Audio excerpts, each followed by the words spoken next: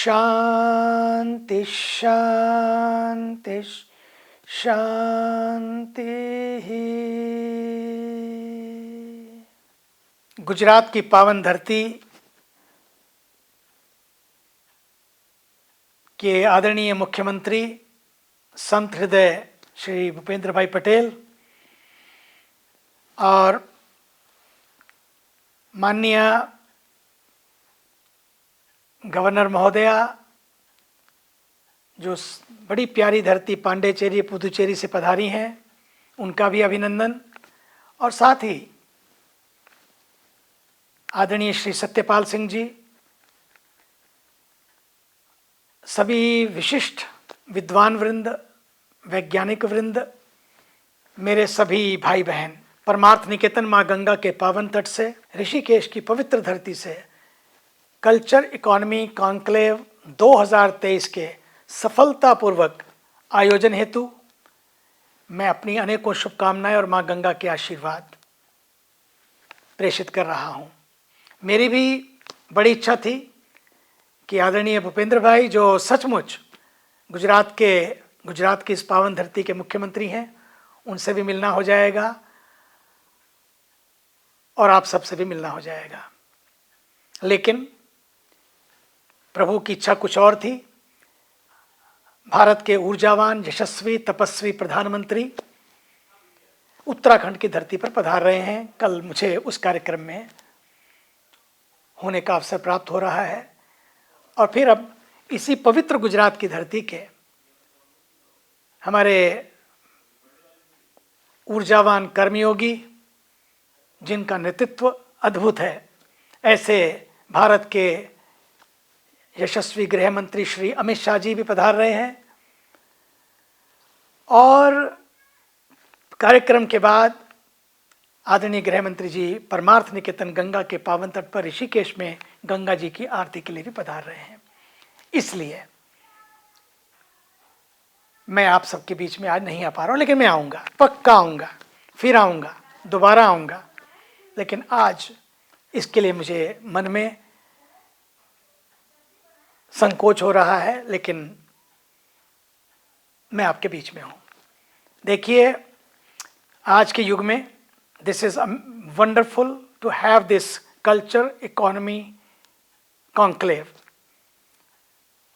जब हम $1 ट्रिलियन की इकोनॉमी बनने जा रहे हैं और भारत बहुत जल्दी $5 ट्रिलियन की इकोनॉमी बनेगा समय से पहले, लेकिन उसके बीच भारत है क्या? भारत की संस्कृति, परंपरा और संस्कारों से जो समृद्धि भारत को मिली है, ये अपने आप में हम सब भारतवासियों का भाग्य है कि हम भारतवासी हैं। हमने भारत में जन्म लिया है और भारत की संस्कृति में दिव्यता और भव्यता का अद्भुत संगम है। आध्यात्मिकता और वैज्ञानिकता का दिव्य समावेश है। समरसता और सद्भाव है। सौहार्द और सहिष्णुता है। सदियों से उत्कृष्ट संस्कृति, सामाजिक मूल्यों और परंपराओं की एक समृद्ध विरासत पीढ़ी दर पीढ़ी हमें प्राप्त होती चली आ रही है। भारत सांस्कृतिक रूप से अत्यंत समृद्ध है और हमारे देश का सौभाग्य है कि हमारे पास भारत के यशस्वी, ऊर्जावान, तपस्वी प्रधानमंत्री श्री नरेंद्र मोदी जी हैं और उनके नेतृत्व और मार्गदर्शन में भारत आज आर्थिक रूप से भी समृद्धि की ओर बड़ी तेजी से बढ़ रहा है।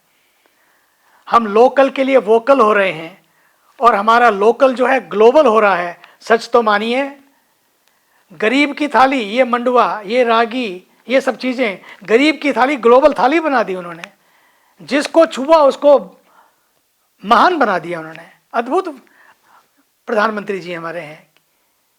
ये भारत का सौभाग्य है कि हमको एक ऐसे फकीर प्रधानमंत्री, योगी प्रधानमंत्री मिले हैं। और इस यात्रा में कल्चरल इकोनॉमी कॉन्क्लेव जैसे आयोजनों की बहुत बड़ी भूमिका है। जब हम जितने हमारे घरेलू उत्पाद हैं जो पूरे विश्व को पहुंचा सकते हैं, और भारत का जो सबसे बड़ा हथियार है वो शांति है और सबसे बड़ी ताकत विविधता में एकता है।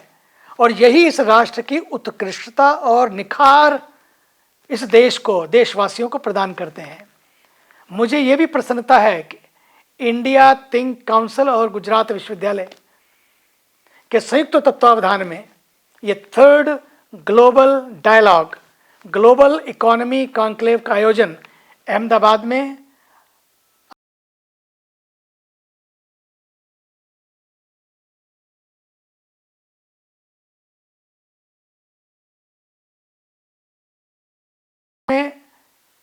ऐसे जो युवाओं की ज़रूरत है जो देश में आगे बढ़कर अपनी संस्कृति से, अपने संस्कारों से, अपनी जड़ों से, अपने मूल से, अपने मूल्यों से जोड़ने के ऐसे कार्यक्रम करते रहें। संवाद से ही वास्तव में समाधान प्राप्त होता है। संवाद ही हमें विचारों की वैक्सीन प्रदान करता है। और आज समाज में सबसे बड़ा संकट विचारों का है और उसका समाधान भी संवाद में ही है, विवाद में नहीं। क्योंकि मैं देख रहा हूं आज तो सनातन को भी लोग कह रहे हैं डेंगू है। आश्चर्य होता है मुझे। सनातन डेंगू नहीं है, डिवाइन है। सनातन बीमारी नहीं है, सनातन तो इलाज है। सनातन समस्या नहीं, सनातन तो समाधान है।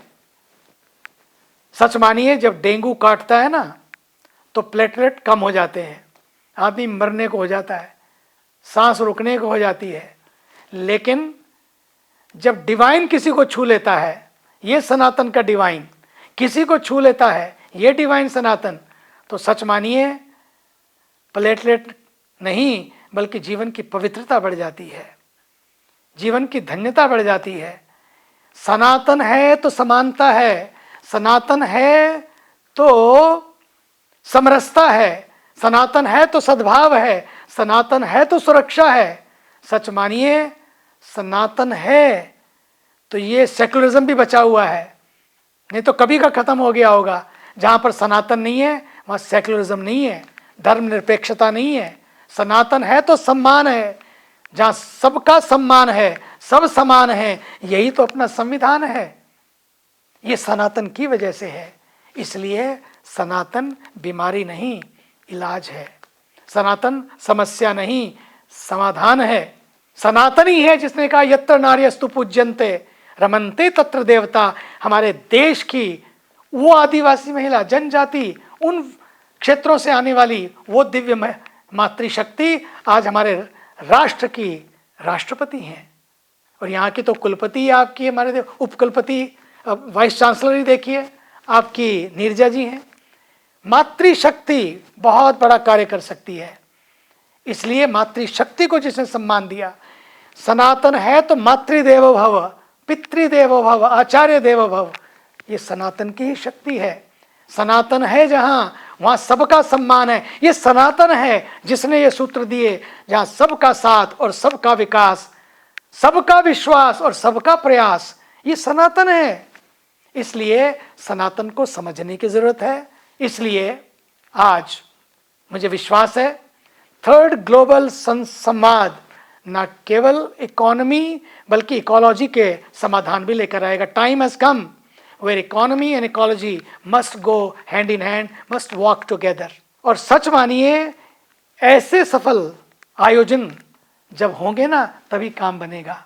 समय की मर्यादा है, सामने होता तो एक सेशन नहीं 2 सेशन में बैठते हैं। लेकिन आज क्योंकि आदरणीय मुख्यमंत्री जी, गवर्नर साहब, साहिबा और आप सब लोग बैठे हैं, मैं चाहता हूं समय की मर्यादा का ध्यान रखते हुए मैं चाहूँगा एक दिन ये जो वहाँ पर संवाद हो रहा है गंगा के तट पर भी, गंगा का तट और गुजरात विश्वविद्यालय दोनों मिलकर गंगा के तट पर एक कार्यक्रम करें। कितना सुंदर होगा। आप सबका अभिनंदन।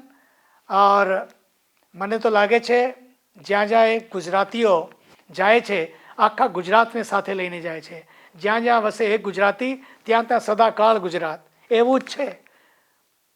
અને હું તો જોયું છે 45 years ago when I went to America, I have seen, and today let me tell you very frankly, जो संस्थाएं वहाँ चलानी है वहाँ पर अगर गुजराती ना हो तो संस्थाएं नहीं चल पाती हैं। संस्थाओं को चलाना हो तो गुजराती चाहिए, अब तो देश को चलाना हो तो गुजराती चाहिए। ये कमाल हो गया है। भारत माता की जय, गर्वी गुजरात। और गुजरात के गौरव हमारे आदरणीय मुख्यमंत्री जी, मैं जल्दी आऊँगा और अपने बैठेंगे, लेकिन इससे पहले मैं चाहूँगा आप भी ऋषिकेश में गंगा के तट पर आएँ। आप सबका पुनः अभिनंदन। जय गंगे, जय भारत।